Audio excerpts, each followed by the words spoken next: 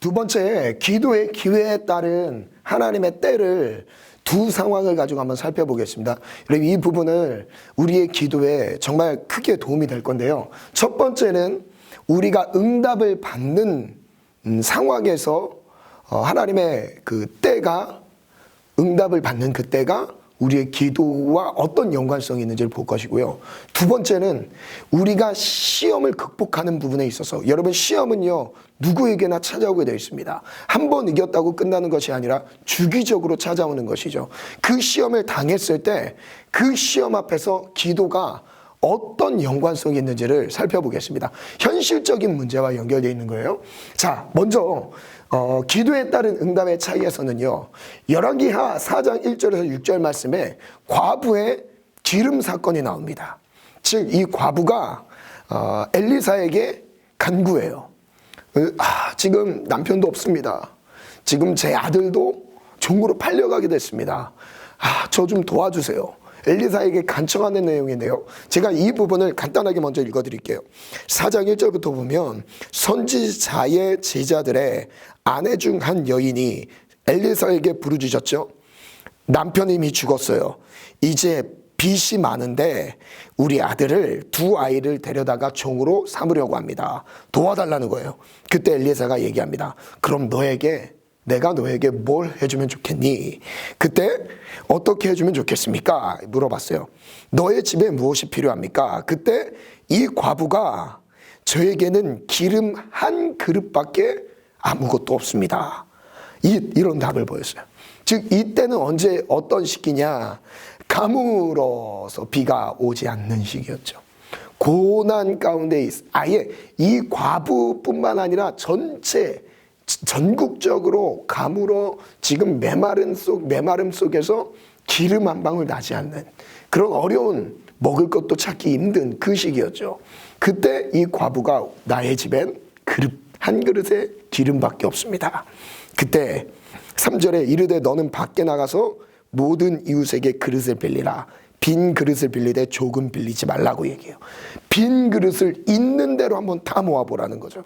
그래서 그릇을 모으기 시작합니다. 4절에 너는 내 두 아들과 함께 들어가서 문을 닫고 그 모든 그릇에 기름을 부어서 차는 대로 옮겨 놓으라. 결론은 어떻게 되는지 아세요? 6절만 읽어드릴게요. 그릇에 다 찬지라. 그릇에 다 찼어요. 지금까지 빌려온 그릇에 엘리사가 축복해 주는 대로 모든 그릇에 다 찼어요. 그 무슨 때예요? 지금 카이로스, 하나님이 일하시는 때입니다. 간구했던 것이 응답되고 있는 때예요. 기름이 그릇에 가득 찼던 그때입니다. 그런데 여인이 아들에게 말합니다. 그릇을 또 가져와라. 아들이 말합니다. 다른 그릇이 없습니다. 말해요. 그 다음에 이렇게 결론이 납니다. 기름이 곧 그쳤더라. 기름이 곧 그쳤더라. 이 말씀은요, 바로 이런 의미예요. 준비된 만큼 채우신다는 거예요. 여러분, 하나님에게는요, 부족함이 있을까요? 없을까요? 하나님은 부족함이 없으신 분이에요. 우리의 믿음의 분량에 맞게 가득 채우세요. 어떤 사람에게는요, 성령의 충만함이요, 그릇이 요만한 사람에게는 성령의 충만함이, 이 정도면 성령의 충만함을 느끼겠죠. 어떤 사람에게는요, 성령의 충만함이 이만큼 차야 느끼겠죠. 자기의 그릇이요. 어떤 사람의 그릇은 이만합니다. 그릇이 커요.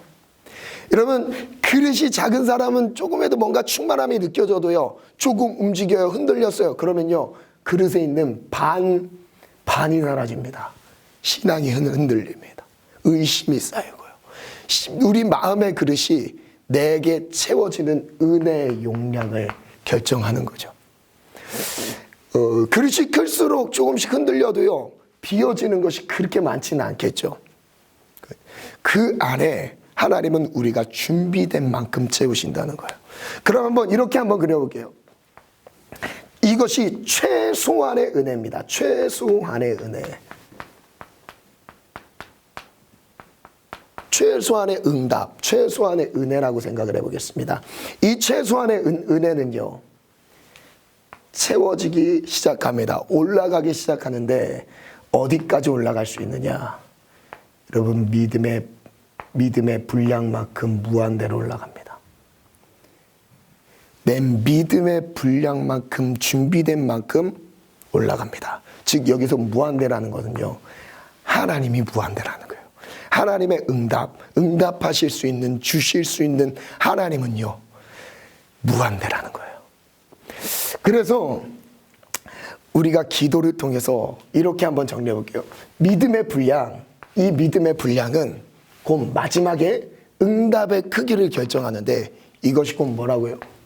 내가 간구하는 기도입니다. 기도에 따라서 나의 응답의 크기, 열매, 하나님 내 삶에 채우고자 하시는 그 분량이 결정되는 것입니다. 여러분, 응답의 때가 가까이 오고 있습니다. 그 응답의 때가 1년 뒤인 사람이 있고요, 2년 뒤인 사람이 있고요, 3년 뒤인 사람이 있고요, 한 달 뒤인 사람이 있습니다. 여러분, 그 응답을 사모하면서요, 열매를 사모하면서요, 그 응답이 오기까지 포기하지 않고 무릎으로 나아가기를 축복합니다. 그리고 두 번째, 기도에 따른 시험을 극복하는 상황을 한번 살펴보면, 예수님께서 겟세마네 기도에서 무릎을 꿇고 기도하십니다. 기도하는 이 자리에 예수님의 아주 사랑하는 제자들을 데려갑니다. 그 데려가서 특히 베드로랑 한번 비교해 보겠습니다. 베드로랑 같이 기도하러 가셨어요. 그곳에서 예수님이 당부하십니다. 나와 함께 깨어 기도하자. 같이 기도하자. 그리고 예수님은 다시 조금 떨어진 거리로 가서 기도하기 시작하셨어요. 말씀을 보면요, 그 뒤에 어떤 일이 일어나죠? 26장 36절에 이렇게 8절에 이렇게 말씀하시죠. 함께 깨어 있어 기도하라. 나와 함께 깨어 있으라. 그리고 예수님은 따로 가서 기도하셨어요.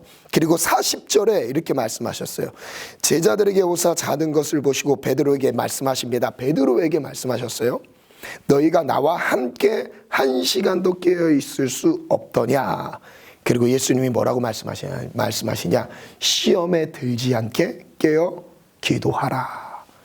마지막 십자가를 지기 위해 팔려가는 그 상황이 됐을 때 예수님은 어떻게 되죠? 예수님은 하나님의 뜻을 이루기 위해 아무런 힘 없이 팔려가는 것처럼 보입니다. 그러나요, 영적인 상황에서는요, 강함이 준비되어 있어요. 약해 보였지만 강하셨어요. 그래서 죽음 앞에 침묵하고 계셨던 겁니다. 반면에 베드로, 왜 또 제자들 어떻게 되죠? 십자가 두려워, 죽음이 두려워 뿔뿔이 흩어졌습니다. 시험을 앞에 뒀을 때입니다. 시험을 앞에 뒀을 때 하나님은요, 가장 먼저 시험을 앞두고 기도를 시키십니다. 이 시험이 오는 그때를 우린 모르지만 하나님은 아세요. 그래서 하나님은 이 시험의 때를 극복할 수 있도록 하나님의 능력으로, 성령의 능력으로 그 시험을 이길 수 있도록 하나님은 도우시는 분이에요. 그래서 하나님은 시험이 오기 전에 무엇을 시키냐? 시험이 오기 전에 크로노스의 시간이 갈 때입니다. 시험이 오기 전에 이때 감동을 주십니다. 무슨 감동이요? 기도의 감동을 주세요. 그리고 기도의 기회를 주세요.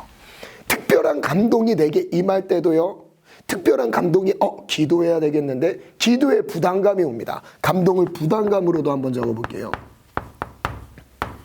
나 이것을 놓고 기도해야 되는데, 여러분, 이것은 일시적인 부담감이 올 수도 있고요, 작은 일 같은 경우는 일시적인 부담감으로 한 번의 기도로 넘어갈 수도 있습니다. 그러나요, 큰 일을 앞두고 있을 때는요, 그 부담감이 한 달, 두 달, 석 달씩 가기 시작해요. 왜요? 기도로 그 큰 시험을 이길 수 있도록요. 그래서 하나님은 기도의 감동을, 개인적인 감동을 주시고요, 그 감동으로도 알아차리지 못했을 때는요, 하나님은 인격적이신 분이에요. 바로 기회를 아예 없애시는 분이 아닙니다. 우리에게 기도할 수 있는 기회를 열어주세요. 누구를 통해서요? 환경들을 열어주세요. 예수님이 베드로를 이끌어서 겟세마네 동산에 가서 반강제적이죠. 베드로가 가고 싶었나요? 가고 싶었으면 그곳에서 자고 있었을까요? 아닙니다. 예수님이 이끌어서 데려갔습니다. 그리고 그곳에서 나와 함께 기도하자고 말씀하셨던 거예요. 무엇을 주셨냐면 자기 안에 감동이 오지 않는 수준이다 보니까 예수님이 그를 강제적으로라도 이끌으셨던 거예요. 하나님이 그에게 무엇을 주셨다는 거예요? 기도의 기회를 주셨다는 거예요. 그래서 이 기회를 둘로 나눌게요. 기회를 살린 사람 같은 경우는요, 기회를 살리면서 하나님과의 관계를 말씀드렸습니다. 아까 카이로스 같은 경우는요, 이때가 카이로스라고 한다면요, 이거는 어쩔 수 없이 오는 그때, 시험의 때라고 해도 하나님이 충분히 일하실 수 있는 때라는 전제하에서 카이로스라고 한번 해보겠습니다. 이 때를 위해서 미리 기도로 하나님과 동행하는 거예요. 그러다 보니까 관계가 어떻게 되죠? 수직적으로 올라가기 시작해요. 그러면서 한 이 시점이 됐을 때는 하나님과의 관계가 올라가 있겠죠. 그래서 이 시험이 왔을 때 오히려 이 시험이 하나님을 더 만나는 기회와 응답의 계기가 되는 거예요. 무엇처럼요? 예수님에게 십자가가 자신의 그 응답이면서도 온 인류를 구원하는 역사적인 전 인류의 구속 사역이 되었던 것처럼 예수님은 가장 결정적인 하나님과의 친밀해지는 그 시간이 바로 시험을 받는 자리가 되었습니다. 반면에 베드로 보겠습니다. 베드로는요, 그냥 똑같았어요. 그냥 똑같았습니다. 그냥 흐르는 시간 속에 시간만 보내고 있었던 거예요. 영적인 아무런 진전도 없었고 뭔가 아무것도 없었습니다. 그러나 흐르는 시간 속에 졸며 자고 있었어요. 기회를 놓쳤어요. 하나님이 주신 그 기회를 놓쳤던 거예요. 그때 시험을 만났을 때 어떻게 되죠? 고꾸라집니다. 내려가요. 그래서 이때 필요한 것은 하나님이 회복시키시는 기도로 다시 끌어올리십니다. 이런 개념이에요. 하나님의 때 시험을 극복할 수 있는 모든 사람에게 시험이라는 그 문제가, 여러분, 사단이 아직 존재하고 있는 한 우리에게 시험은 끝나지 않습니다. 주기적으로 오게 되어 있습니다. 특히 내가 잘 넘어지는 죄의 영역일수록 자주 올 수 있습니다. 여러분, 그 시험은요, 하나님은 제일 먼저 우리에게 기도의 자리로 이끌어 주시면서 기도로 돌파해 나가길 바라십니다.